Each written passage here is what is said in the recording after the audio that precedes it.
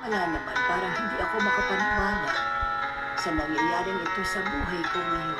Parang nananaginip pa rin ako hanggang ngayon. Hindi naman ito panaginip. Nangyayari talaga ang lahat ng ito. Tama. Oo nga. Sana nga umaba pa ang buhay ko. Nang dahil sa inyong dalawa ni Lord Silvio, pinigaya ang lahat. Labis po kami nagpapasalamat sa kabutihan ninyo. Sana balang araw makabawi kami. Lucy, kasiyahan para sa amin ang makatulong sa inyong lahat dito sa ulas ko. Isipin mo kung paano ka gagaling, kaya magpahinga ng mabuti. Opo, Mrs. Edgar.